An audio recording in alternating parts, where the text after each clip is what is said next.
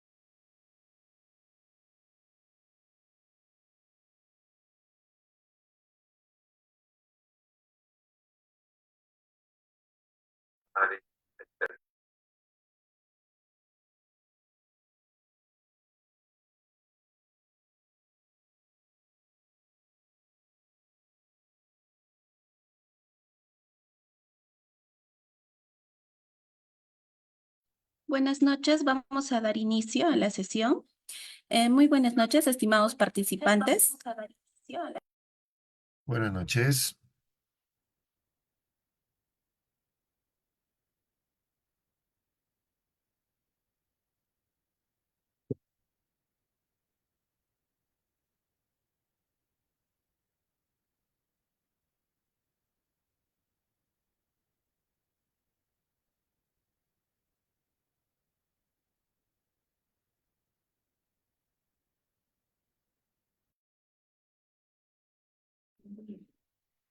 Muy buenas noches, estimados participantes. Les saluda la asesora académica Nel Martínez del Centro de Capacitación CIAP. Les saluda la asesora académica Nel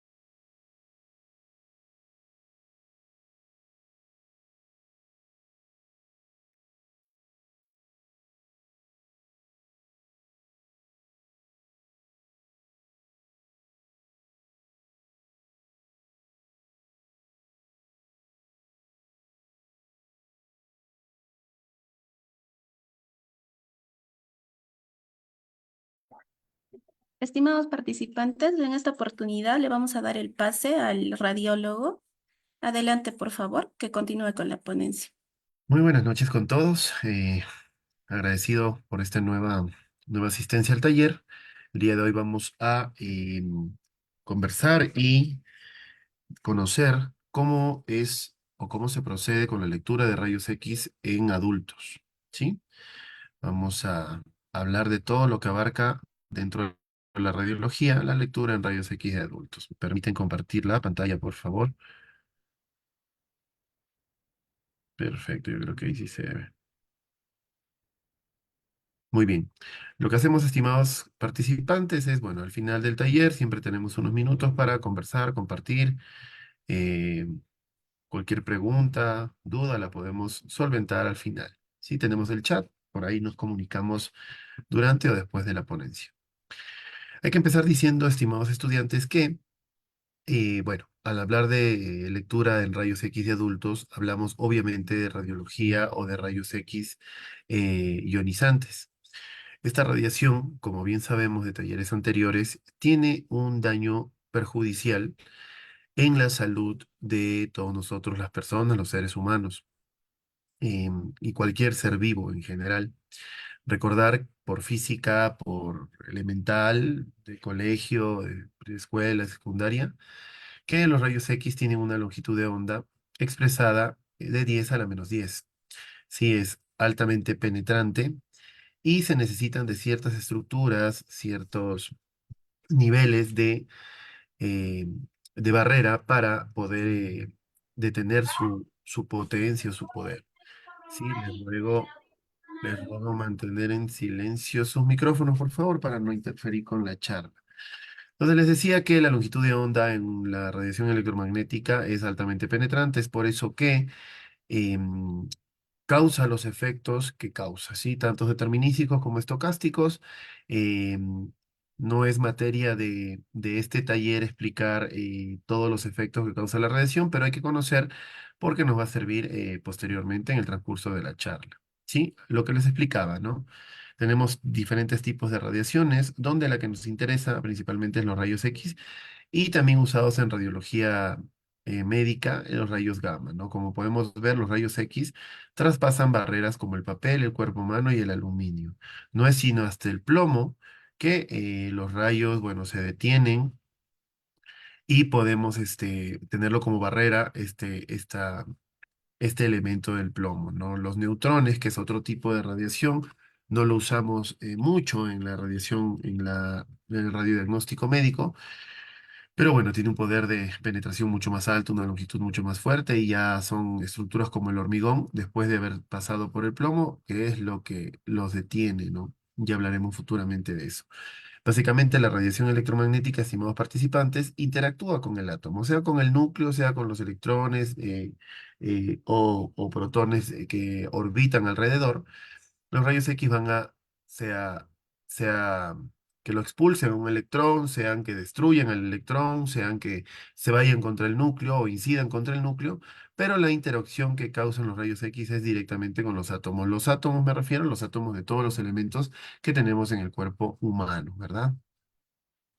Hay que entender y conocer que la radiación ionizante, que es la que nosotros manejamos para el radiodiagnóstico médico, interactúa con el átomo y al momento que interactúa es donde causa pues los efectos distintos, porque hay una subdivisión de efectos que causa la radiación ionizante en el cuerpo humano. Pero básicamente lo que hay que entender y conocer en esta charla es lo perjudicial, como les decía, que puede ser la radiación. ¿Sí? Estos son un poco de rotulación, de letreros que encontramos en las áreas donde se emite radiación. Recordemos que las placas de rayos X, las tomografías computadas, la fluoroscopía, son exámenes que emiten radiación, sea en vivo o no, pero son estudios que merecen y necesitan medios de protección, que también lo vamos a ver más adelante, ¿no? Para las personas que no lo conocen, los que no son llegadas a la radiología, esto es un tubo de rayos X por fuera, ¿sí? Es una estructura regular, el tamaño de una caja de zapatos, siempre hago la analogía yo, donde, bueno, en el interior tiene distintas estructuras que en este esquema lo podemos ver, ¿no? Tenemos el lado derecho, esto es derecho en su pantalla, esto es izquierdo. Y en el lado derecho, obviamente, tenemos la entrada de corriente con el nombre del ánodo. El ánodo va a ser un segmento positivo y por el lado izquierdo el cátodo, que es un segmento negativo. ¿Y qué es lo que sucede, estimados oyentes? ¿Cómo se produce esta radiación? Pues simple. Una vez que ingresa la corriente, hace girar distintas estructuras compuestas dentro del átomo, piezas giratorias, diferentes estructuras, rodamientos, que tienen como principal función hacer girar este ánodo, perdón, este plato o este anillo giratorio. ¿Para qué lo va a hacer girar? Porque mientras que todo esto sucede del lado derecho, en el lado izquierdo, el circuito también va a ingresar una corriente de distinta magnitud, dependiendo de los factores que necesitemos, que manejemos con el transformador, etcétera, etcétera. Y va a hacer que estas, mediante los filamentos y estructuras que hay en el cátodo, produzca una nube de electrones, ¿sí? La nube de electrones que va a producir el cátodo, junto con el anillo del ánodo o el plato giratorio, van a producir los rayos X. Esto va a girar a velocidades pues tremendamente altas y al momento que los filamentos expulsan estas nubes de electrones y se estrellan con el ánodo giratorio, se producen los rayos X. Recordemos, estimados oyentes, que esta carcasa de aquí es una carcasa de vidrio, ¿sí? Obviamente no es el vidrio que conocemos, el que tenemos en las casas, en el auto, no. Es un vidrio que aguanta temperaturas bastante altas por largos periodos de tiempo. Recuerden que todo esto emite calor. La temperatura que tenemos dentro de un tubo de rayos X oscila entre los 600 a 700 grados centígrados. Entonces, imagínense la temperatura que tiene que soportar esta carcasa de vidrio. Obviamente, en el interior de esa carcasa de vidrio existe un aceite que cumple la función de refrigerante, que obviamente no es el aceite pues que conocemos, ¿no? De uso cotidiano. Es un aceite que después de un periodo de tiempo hay que reemplazarlo, ¿no? Porque pierde sus propiedades como cualquier elemento. Recuerden que los tubos de rayos X no son eternos, están programados, tienen una vida útil como cualquier equipo mecánico y nos va a servir únicamente para el diagnóstico médico. Esta es una foto real del tubo de rayos X, una foto antigua de los tubos de rayos X antiguos, donde tenemos un extremo, ¿no? Cátodo y el ánodo, ¿no? Filamentos, anillo giratorio. Obviamente en el otro extremo tendríamos la ventana, esta ventana de acá, donde se van a producir los rayos X. Pero este es un tubo de rayos X para que comprendamos y tengamos un poquito más de lógica a lo que estamos viendo en este esquema. Recordar simplemente que del 100% que se produce rayos X a raíz de este fenómeno, de este principio, solo el 1% sale del tubo. Es decir, solo usamos el 1% de lo que emitimos o producimos dentro del tubo para el diagnóstico médico. El 99%, estimados oyentes, se queda dentro de la carcasa, rebotando obviamente en todas direcciones hasta que se atenúan y desaparecen. ¿Sí? Tuvo rayos X por fuera, tuvo rayos X en esquema y tuvo rayos X real. Nosotros en radiodiagnóstico utilizamos, bueno, radiaciones ionizantes en distintas áreas o en distintos tipos de estudios o equipos. La radiología convencional, bueno, la conocemos todos, son las placas de tórax, de abdomen, de cráneo, fracturas, etcétera, etcétera, que podemos, bueno, visualizar gracias a estos estudios. De ahí tenemos la mamografía, también emite radiación ionizante para las señoritas, mujeres pasados los 40 años. Lo recomendable como tratamiento eh, es realizarse una mamografía pasados los 40 años una vez al año. Obviamente, en caso de encontrar alguna patología, bueno, las mamografías serán reprogramadas, se harán en distintas posiciones, con materiales de contraste, etcétera, dependiendo obviamente el médico o el especialista que esté encargado del paciente o de su caso, ¿no? La tomografía computada, eh, bueno, es el gol estándar en muchas de las patologías, no solo de abdomen y pelvis, sino cerebrales, teniendo como segundo lugar la resonancia, dependiendo de la patología que estemos investigando, ¿no? En el caso de la fluoroscopía, tenemos que es el mismo rayos X, las mismas placas que hacemos, pero en tiempo real. ¿A qué me refiero con esto? Al momento que yo hago una placa de rayos X, el paciente está inmóvil, realizo el disparo, acomodo los factores y adquiero la imagen. En fluoroscopía es exactamente lo mismo, pero es en tiempo real, es decir, es un rayo X o una emisión de radiación ionizante constante. Sí podemos ver cómo el paciente deglute, podemos ver los movimientos cardíacos es fisiológicos diástole, sístole, perdón, y podemos ver también el tránsito, bueno, gastroduodenal, movimientos peristálticos normales. ¿Por qué? Porque vamos a tener imágenes continuas, ¿sí? Los cuatro estudios, lo que sabemos, o como lo sabemos, hacer la analogía para, obviamente, motivos didácticos, es de la siguiente manera. Una mamografía, o mejor dicho, una placa de rayos X cualquiera, un tórax, una columna, un cráneo, equivale más o menos a unas 5 mamografías. ¿Ok? Entonces, la mamografía de todos estos estudios es la que menos radiación ionizante nos va a emitir o les va a emitir a las pacientes femeninas. Mientras que una placa de rayos X, bueno, tiene 5 veces más que una mamografía. Sin embargo, sigue siendo bastante, bastante bajo. Hoy en día los equipos, no solo de rayos X y de mamografía, sino también de todos donde usamos radiación ionizante, perdón, principalmente se encargan de limitar el uso de dosis, es decir, hacerlo lo más bajo posible. La tomografía, en cambio, sería alrededor, cualquier tomografía, digamos una tomografía de cráneo, por ejemplo, saldría alrededor de 10 a 20 rayos X, ¿sí? De 10 a 20 rayos X, o sea, estamos hablando de unas 100 mamografías, haciendo el cálculo, ¿no es cierto? En el caso de la fluoroscopía, vamos a tomarlo como referencia algo intermedio entre los rayos X y la tomografía en cuanto a la emisión de radiación en el cuerpo. Obviamente esto estamos hablando y estamos haciendo la relación en cuanto al paciente, no a nosotros como operadores de radiodiagnóstico. Nosotros tenemos medidas de protección, tiempo, distancia y blindaje que nos sirve para minimizar esa dosis. Sin embargo, bueno, siempre va a existir una absorción de dosis efectiva equivalente como personal ocupacionalmente expuesto, que es lo que somos nosotros.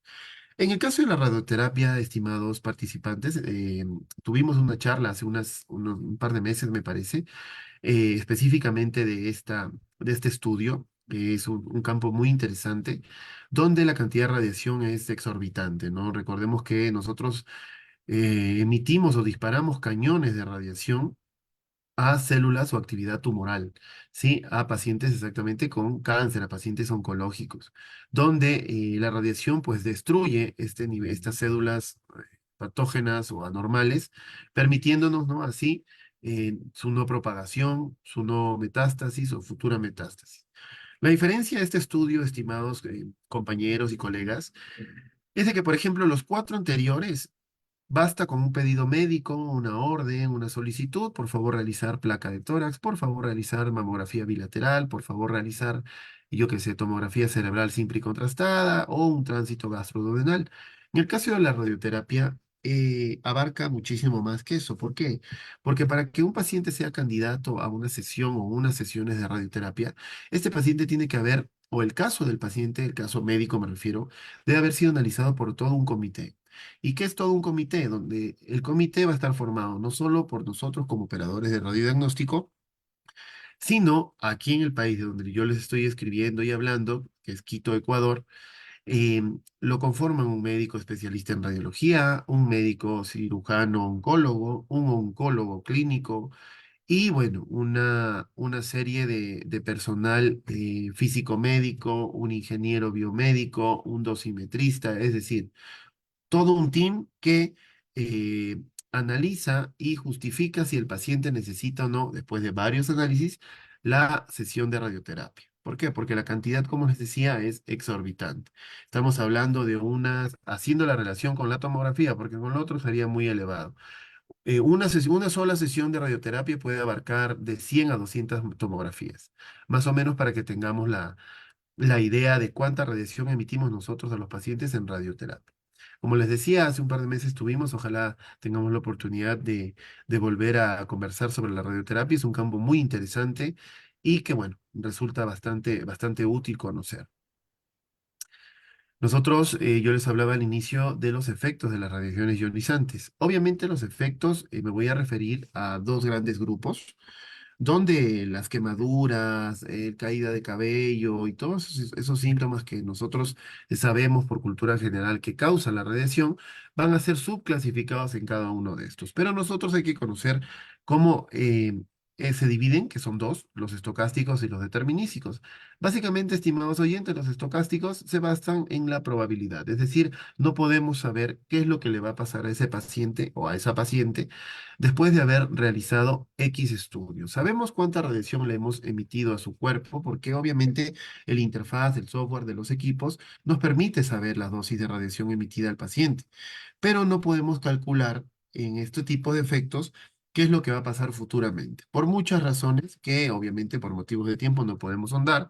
Sin embargo, hay que conocer que los efectos estocásticos se basan en la probabilidad. Es imposible de medir y, bueno, responden a cálculos que no son exactos.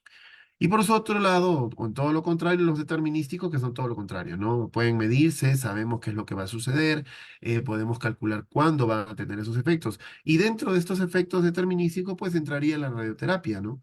Sabemos que el paciente oncológico, el paciente con cáncer de, se me ocurre, cáncer de tiroides, vamos a hacer una sesión de radioterapia donde va a estar cada sesión, es decir, cada día que el paciente va a acudir al servicio de radioterapia, va a ser administrado con tal dosis. Entonces, nosotros sabemos que un paciente inmunodeprimido por la radiación, con el cáncer de tiroides, y con las sesiones que nosotros, o que bueno, el team o el comité de radioterapia sugieran o indiquen, vamos a saber que, bueno, señora o señor, en una semana usted va a sentir un decaimiento, va a sentir una fatiga, va a sentir cansancio.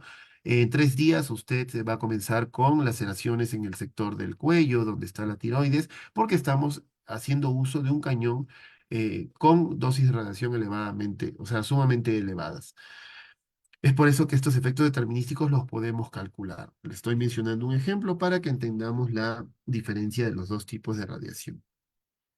Nosotros en radiología nos basamos en el principio de Alara, que sus siglas en inglés, como dice acá, significa que, bueno, tan bajo como sea posible, ¿no? Razonablemente posible. ¿A qué significa eso? No por miedo a la radiación o por temor a causarle algún daño, nosotros vamos a hacer un estudio mal hecho, un estudio con la radiación no suficiente o mínima. Vamos a ver imágenes después de esta presentación, donde vamos a ver qué problema causa eso, ¿no? Entonces, eh, tan bajo como sea razonablemente posible. Que el estudio salga bien, pero con una dosis de radiación mínima. Usamos los tres factores que les decía, ¿no? El distancia, tiempo y el blindaje. El tiempo, los estudios son sumamente rápidos. El disparo de rayos X es de una fracción de segundo y el paciente puede retirarse. La distancia que emitimos nosotros o que disparamos nosotros tiene 2, 3 metros de distancia con el paciente, me refiero. Estamos atrás de un vidrio plomado y de todo ese tipo de cosas, entonces disminuimos, ¿no? El daño. Y en el caso de shielding, que es la protección, las barreras, acá les puse unos elementos que usamos nosotros, que son los delantal plomado. Este es un equipamiento que es un delantal como de cocina, más grande, pero que tiene un grosor mucho más ancho porque tiene material plomado, que era la estructura que podía detener los rayos X, ¿no? Guantes plomados, collarín tiroideo plomado. Esta sería la parte de atrás del delantal y bueno, ya existen hasta gafas plomadas. Por cierto, son medianamente caras, por lo menos aquí en el país. Esta es, ¿no? Una estación de trabajo en radiología, en un intensificador de imagen, quirófano, donde tenemos pues el vidrio que sí podemos ver al paciente, el paciente nos puede ver también, a los compañeros, a los colegas que están haciendo, bueno, ubicando, posicionando al paciente, pero el vidrio tiene en su mitad una división o una plancha o una placa de plomo para cubrir la radiación ionizante que eh, puede ser secundario de fuga, rebota en toda el área.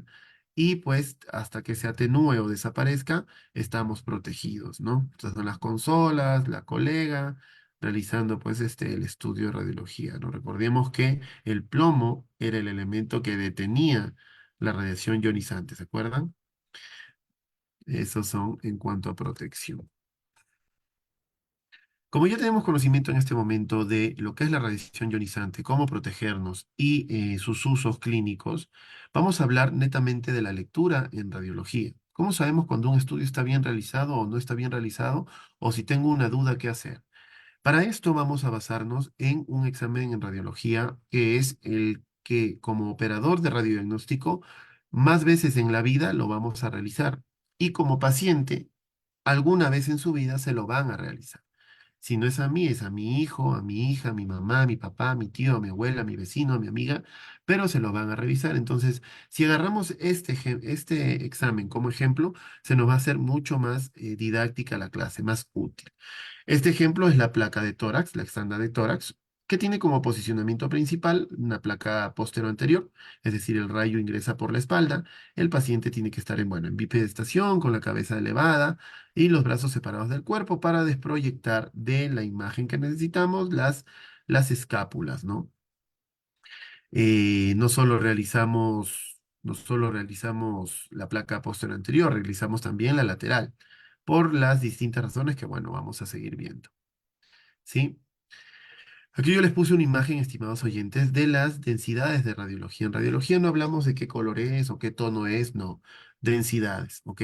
Sea en rayos X, sea en tomografía, sea en resonancia, sea en ecografía, todo es densidades. Cada estudio, cada tipo de examen tiene sus clasificaciones. En el caso de los rayos X, y siguiendo con el ejemplo de la placa estándar, tenemos que el negro va a ser el aire y lo vamos a encontrar en estructuras donde haya aire. ¿Sí? Acá les puse un ejemplo, por ejemplo, de el tórax, ¿ok? Donde el negro, obviamente, los pulmones tienen aire y lo observamos pues negro. No sabemos por anatomía, esto es derecho, esto es izquierdo. Y acá, obviamente, el pulmón está lleno de aire, en condiciones normales. Si el paciente sufriera una fibrosis, una neumonía, alguna de esas patologías, pues este patrón cambiaría. Y ya no sería negro, sería gris, sería blanco, dependiendo. Como segunda densidad tenemos la grasa, ¿no? Y la grasa en el cuerpo lo encontramos ¿en dónde? Pues en el tejido adiposo, ¿no? En el tejido adiposo, perdón. Sea en la grasa corporal o los pacientes que son más obesos a otros, prácticamente es la grasa corporal. En el caso del agua, lo vamos a ver mucho más claro, mucho más blanco. La sangre, por ejemplo, es un tejido líquido y la encontramos en el corazón, ¿no? Entonces, ahí podemos relacionar que es un elemento líquido y que tiene esta densidad. Para motivos, obviamente, y hablar el mismo idioma en radiología a nivel universal, cuando la densidad radiológica es negra, hablamos de radio lúcido. Y cuando es blanca, hablamos de radio opaco. Podría entenderse al revés, ¿no? Podría decirse, no, pues radio opaco lo entiendo como opaco y debería ser negro. No, en radiología no funciona así, no es así. El negro es radio lúcido y el blanco es radio opaco. También se los voy a explicar por qué. Entonces, el negro era aire, el gris era grasa, el blanco en esta tonalidad es líquido. Hay un blanco mucho más radiopaco, que serían los huesos. Acá le señalé la clavícula derecha para dar una referencia. Y lo más radiopaco que vamos a encontrar, no en condiciones normales, porque el cuerpo no tiene ninguna estructura en esa densidad, es en los materiales extraños, ¿no? Prótesis metálicas, algún daño por arma blanca, como es el caso de acá, ¿no? Que tenemos una bala alojada en el hemidiafragma derecho, ¿sí? El hemidiafragma derecho sobre el hígado, justo en el cuadrante, o perdón, en el lóbulo inferior del pulmón derecho. Pero no, en la lateral nos damos cuenta, por eso la importancia, que no estaba en el hemidiafragma derecho, ya está en la región dorsal, es decir, ya prácticamente ha salido del cuerpo. Entonces, les hago caer en cuenta de este tipo de estudios porque si solo hiciéramos la placa póstero anterior, es decir, la primera que mencionamos, nosotros creeríamos por anatomía que está ahí, ¿no? Hasta realizarle, obviamente, una tomografía, un ecofaz, algún otro examen. Pero con la lateral corroboramos en qué espacio exacto se encuentra. Eso a cuanto a densidades, ¿no? Ahí está la comparativa tanto de la posterior anterior como de la lateral.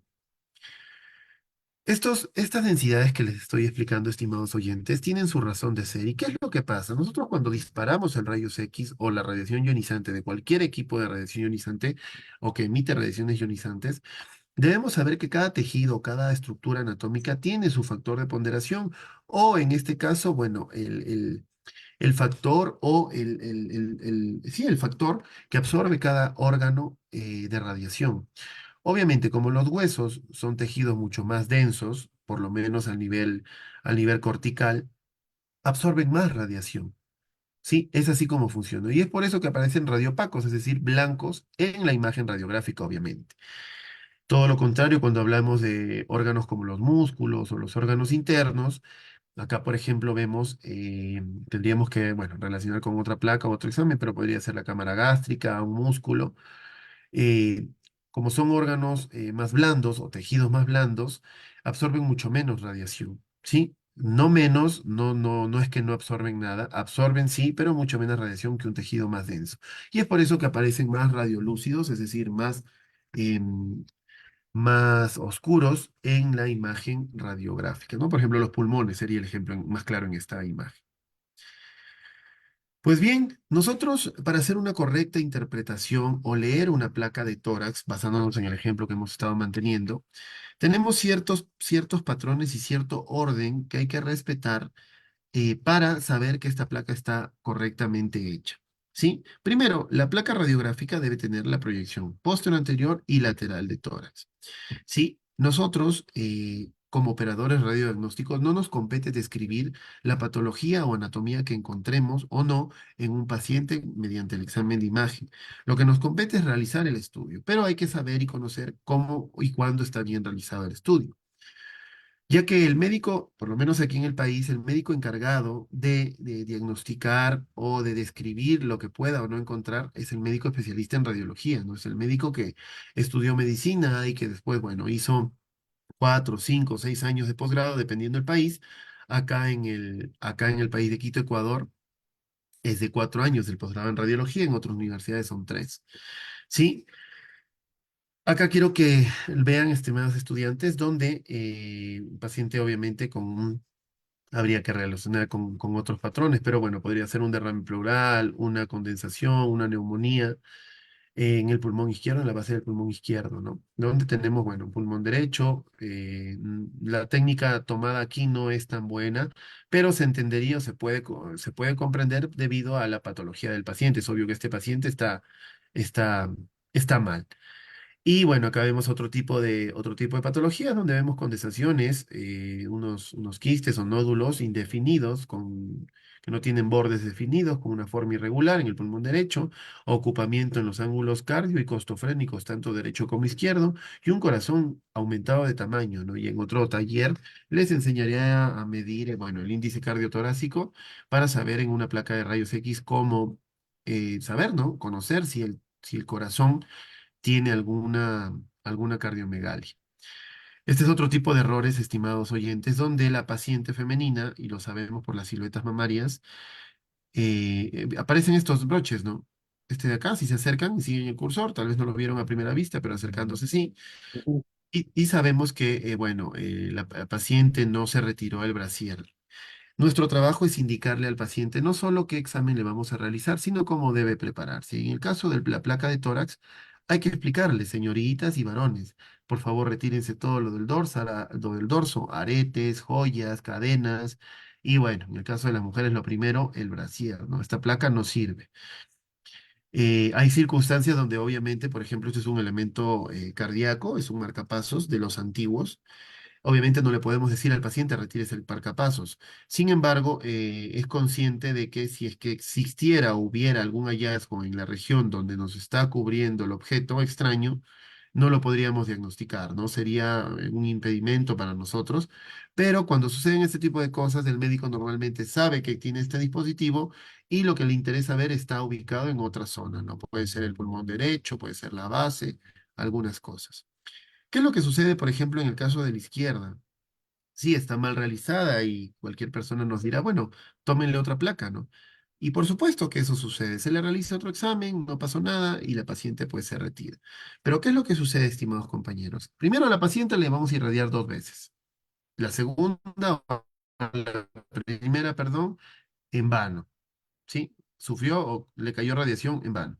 Segundo, nos vamos a irradiar nosotros. Es decir, pudimos haber hecho un examen bien hecho, correctamente aplicada la técnica en una imagen y nos ocupó dos.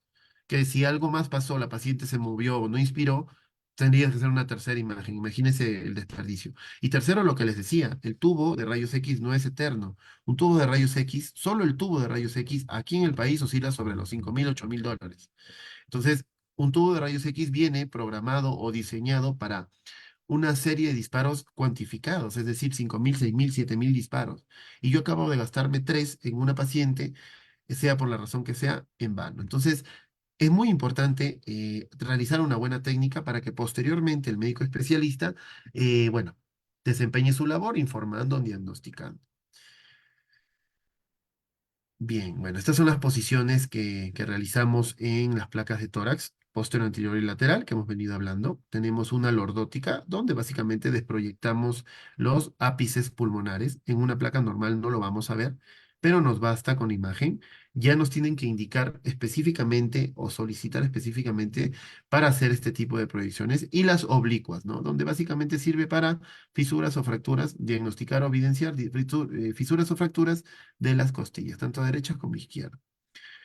Entonces, en cuanto a la lectura de rayos X en adultos, vamos a tener 5 factores técnicos, estimados estudiantes o oyentes, para saber que esta placa está. El primero es la penetración. ¿A qué me refiero con la penetración? La placa de la derecha es una placa correctamente penetrada y la placa de la izquierda es una placa sobreexpuesta. ¿A qué me refiero? Los valores o los factores técnicos que nosotros usamos en radiología, por lo menos de toras, es el kilovoltaje y el miliamperaje segundo. Uno mide la cantidad de radiación emitida y la otra, bueno, la definición y otros elementos. Cuando nosotros no sabemos la técnica correcta, causamos este tipo de imágenes, por ende causando todo lo que le decía anteriormente, ¿no? Una irradiación en vano, tanto del paciente como del personal ocupacionalmente expuesto, y una vida útil del tubo menor. Un paciente, esta es una imagen del mismo paciente, pero sobreexpuesta, es decir, con factores más altos a los que debíamos exponer. Por el contrario, la imagen izquierda correcta, la imagen derecha, es una imagen subexpuesta. Es una imagen que no tiene los valores necesarios y no se evidencia nada. Claro, tanto en esta como en esta, sabemos por anatomía, este es el corazón, son los bronquios, árbol bronquial, las costillas. Pero si el paciente presentara alguna condensación o algún acopamiento o algún derrame, en ninguna de las dos placas lo vamos a poder evidenciar. Entonces, obviamente, cuando se presentan estos estudios, ahorita ya sabemos, no, ¿sabe qué? Por favor, esta placa es una placa sobreexpuesta y esta es una subexpuesta. En cuanto a factores técnicos, tienen que repetir. ¿Sí? Eso en cuanto al primer factor, que era la penetración.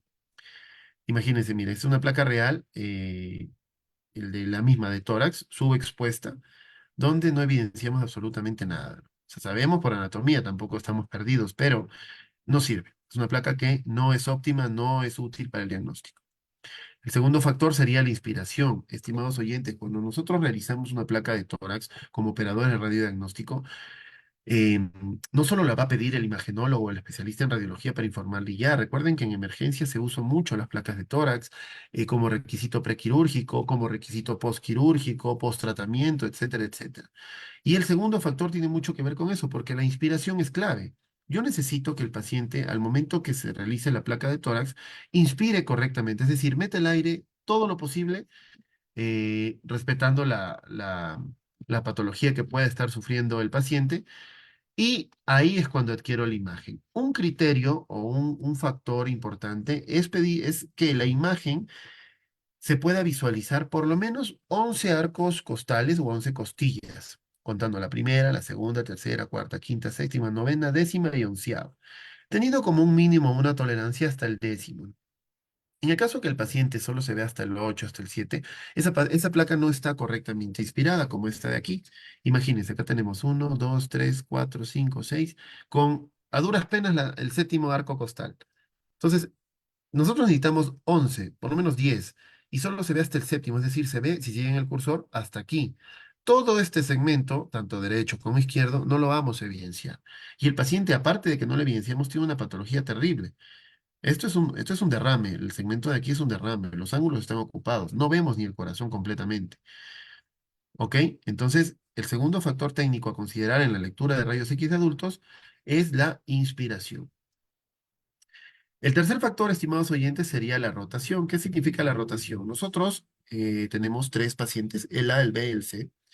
Estos serían los tubos de rayos X donde va a incidir el rayo. El paciente en el A, bueno, correctamente direccionado, ¿no? Es una vista superior recto al paciente.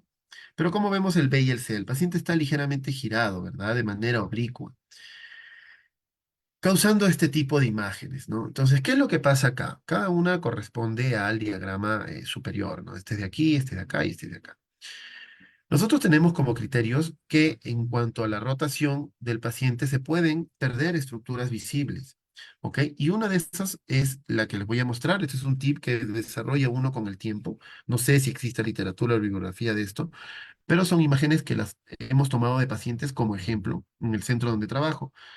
Y uno de los criterios es conseguir que las dos clavículas, tanto la derecha como la izquierda, estén adyacentes, ¿no? Es decir, estén como en espejo, igualitas. Uno. Y dos, ver la tráquea, ¿sí? Junto con las apófisis espinosas, en este caso de las vértebras cervicales y torácica, completamente recta. Respetando estos dos criterios o tips, estimados oyentes, sabemos que el paciente no está rotado, es decir, está recto. Miren aquí, una está más arriba que la otra en cuanto a las costillas y vemos que ligeramente la tráquea se inclina para el lado que, bueno, debe estarse inclinando el paciente, ¿no? Que en este caso es derecho. Y viceversa, pues, ¿no? En el ángulo izquierdo, una más arriba, la otra más abajo y la tráquea con las apófisis espinosas, si ven acá que es una línea recta, aquí ya se van haciendo cualquier cosa menos una línea correcta. Eso es lo importante en el factor técnico de la rotación. Aquí está señalado de mejor manera. Tráquea recta, clavículas adyacentes. Placa correctamente centrada y no rotada. Esta es una placa, por ejemplo, de un paciente que rotó, es decir, giró y pues dejemos de lado ahorita los electrodos, que no es lo que nos interesa, pero pues no vemos absolutamente nada. No pareciera incluso que el corazón está del lado derecho. Las clavículas son un desastre, nos llena todo el pulmón, es decir, no es una placa óptima. La magnificación es el cuarto factor técnico, estimados oyentes. ¿Y qué me refiero con la magnificación? Cuando nosotros hacemos una placa estándar de tórax, realizamos una proyección posterior anterior. Como decía en la imagen de hace un momento, decir que el rayo ingresa posterior a nosotros y eh, como la posición que adoptamos al momento de realizar este estudio, el paciente tiene el pecho, el corazón o el dorso pegado al equipo, el corazón va a tener una imagen real a la distancia que indica el protocolo, que es 1,80 m para estándar de tórax. Esto es un corazón real. Si nosotros medimos el índice cardiotorácico que les decía será materia o motivo de otra charla, vamos a obtener cuánto mide el corazón y un patrón real, ¿no? Botón aórtico prominente, hilios engrosados, teníamos un engrosamiento de pericardio también, no solo en su región aurícula y de ventrículo, sino también de grandes vasos, ¿no? Pero no es la patología que nos interesa. ¿Por qué? Porque cuando hacemos al revés, la placa antero-posterior, que sirve para otras cosas y no diagnosticar patologías cardíacas o pulmonares, vamos a ver el corazón aumentado de tamaño, estimados oyentes, pero un aumento de tamaño falso, es decir, no es que realmente esté aumentado de tamaño, sino que el paciente, en vez de tomarle de manera posterior anterior, le tomamos antero-posterior. ¿Qué causa eso? Que obviamente giremos el cuerpo hacia adelante, el rayo ingrese por adelante y como el corazón está adelante, obviamente, y la espalda y el detector de la imagen está atrás, eso va a causar un zoom, un efecto de cono, por decirlo así. Y en ese momento, pues crece el corazón. Si yo midiera el índice cardiotorácico en esta placa, me diera un factor menor a este de aquí. Sin embargo, esto no es una placa real.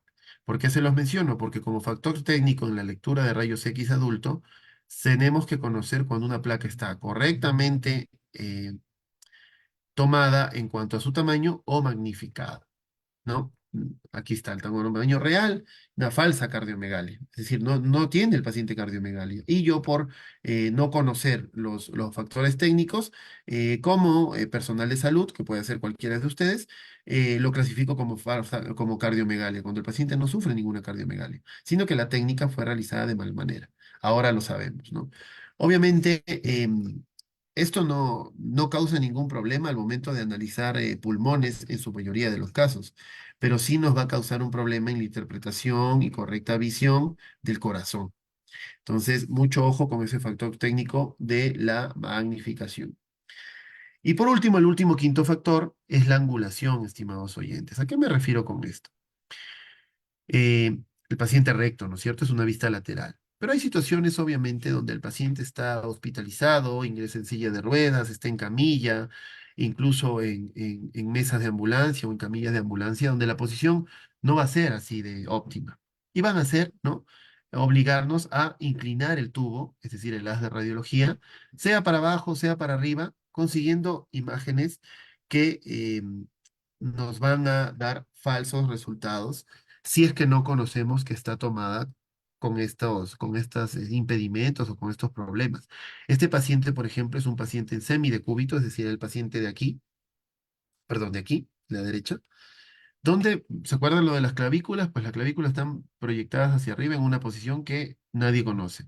Segundo, miren el tamaño del corazón. Es obvio que el paciente patología cardíaca, por lo menos en la placa, no presenta, pero el corazón jamás es tan redondo, no tiene esta forma, opaca el botón aórtico, y bueno, en segundo lugar tendríamos las patologías pulmonares, pero por el simple hecho de del primer tips que les mencioné al inicio, junto con el corazón, sabemos que este paciente está en una posición angulada o rotada.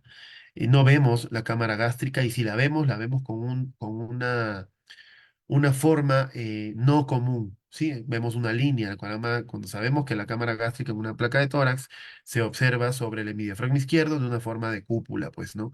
Y acá lo vemos todo hecho un desastre completo. Esa placa no es diagnosticable. Pero claro, si no conocíamos estos factores técnicos, podemos decir, y pasa, y no en colegas, pero pasa en otras especialidades donde dudan de una cardiomegalia, necesitan corroborar con una ecografía porque ven la cámara gástrica de manera normal, los pulmones los ven sin la correcta inspiración. ¿Se acuerdan de las 10 costillas? Acá vemos 3, 4, 5. Yo veo 5. No sé si ustedes ven más en el lado derecho. Imagínense cuánta información hemos perdido en los dos ángulos. Sí, eso sería el factor, el último que les decía de angulación. Esta placa perfecta, ¿no? Completamente definida, con todos los factores técnicos anteriormente mencionados de manera correcta, pero lastimosamente no es real. Esta es una placa realizada con inteligencia artificial. Radiografías de esta manera no existen. Eh, si fuera así, todos los médicos y colegas nos agradecerían a nosotros las imágenes que adquirimos y nos llevaríamos mucho mejor. Pero sí podemos adquirir imágenes óptimas, diagnosticables con toda la anatomía del paciente, como la que tenemos a la derecha, ¿no? Pero sí se ve la diferencia en cuanto a elementos y a cuanto a anatomía, ¿ok? Vean cómo era la cámara gástrica realmente. Nosotros veíamos una línea en la anterior. Entonces, más o menos son así como deben verse las imágenes. El corazón completamente definido, aurículas, ventrículos, sobre todo el ventrículo izquierdo, al ser más grueso, más hipertrofiado, lo vemos de otra manera, árbol bronquial, sea o no engrosado, pulmones, ángulos, cardio costofrénico, derecho, izquierdo, silueta hepática, cámara gástrica, hemidiafragma derecho, hemidiafragma izquierdo, la tráquea, que ya se confunde con el esófago en este tipo de imágenes, acá no. Sí, entonces una imagen real a una creada con inteligencia artificial. Los equipos, estimados oyentes, como les he venido repitiendo, son equipos mecánicos y para que todos estos elementos o todos estos factores técnicos sean correctamente interpretados, es decir, yo no me confunda porque yo tengo memorizado como operador de radiología que una placa magnificada, por mencionar uno de los factores, se ve así.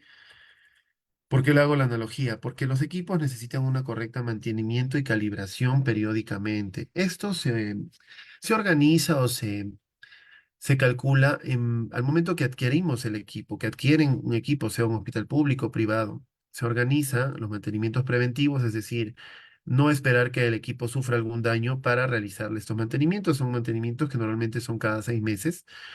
Al inicio de la compra, sé que aquí, por ejemplo, en el país le incluyen de 2 a 3 mantenimientos y siempre es previa coordinación con la casa comercial, vienen los ingenieros y revisan todos los equipos. Esto normalmente tarda todo un día, es un día que el servicio de radiodiagnóstico no funciona por esta razón. Y básicamente lo que hacen, bueno, revisan las piezas técnicas, hacen la correcta limpieza interna y sobre todo verifican con este aparatito mediante fantomas que simulan tejido humano. Recuerden que no podemos probar el equipo si funciona o no con personas reales porque los expondríamos innecesariamente a la radiación. Y este equipito lo que hace es medir que la radiación que nosotros disparamos desde la consola sea la radiación que salga del tubo. Sí, acá tenemos organismos reguladores que se encargan de hacer respetar eso, dentro de otras funciones como licenciamiento, como capacitaciones, etcétera. El equipo, si disparamos y no sale la radiación menos o más de lo que nosotros dijimos o decidimos, Aquí la normativa en Quito, Ecuador, es clausurar el centro radiológico, centro de imagen, hospital, etcétera, etcétera. Entonces, es importante de manera privada realizar estos correctos mantenimientos. ¿Por qué se los hacía eh, relacionado a los temas, al tema de las lecturas? No tiene nada que ver.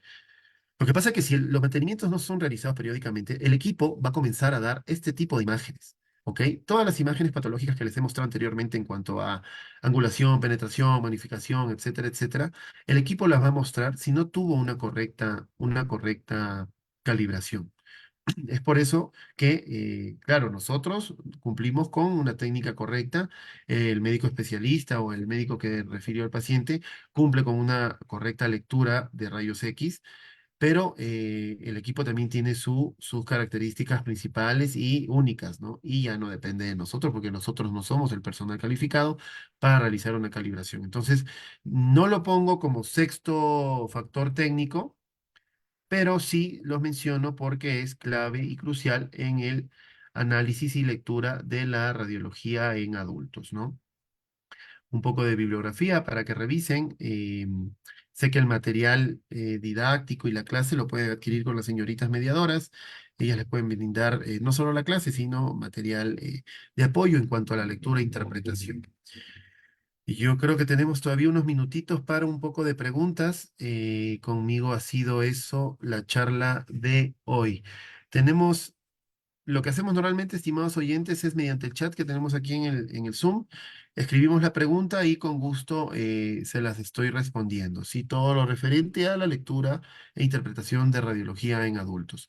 Obviamente, agarramos un estudio, como fue la placa de tórax estándar, por las razones que les mencioné, y porque, bueno, hablar de todos los estudios en radiología y cómo deben verse absolutamente todos, pues nos tomaría, yo creo que meses.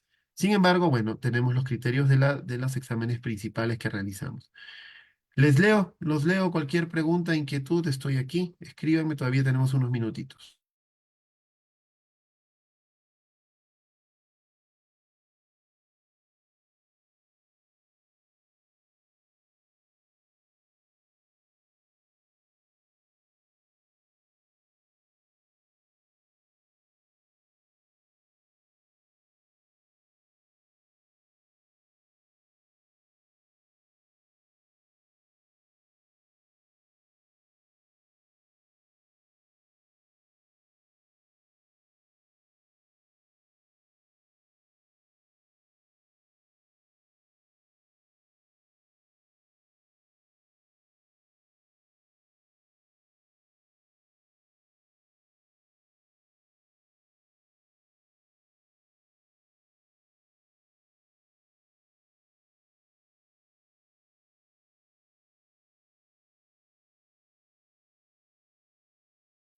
Bien, yo creo que eso ha sido todo por hoy, estimados oyentes. Yo les quedo eternamente agradecido su atención, el haber participado de este taller. Recuerden que me encuentran, bueno, en el centro de formación continuamente con los talleres relacionados al radiodiagnóstico médico.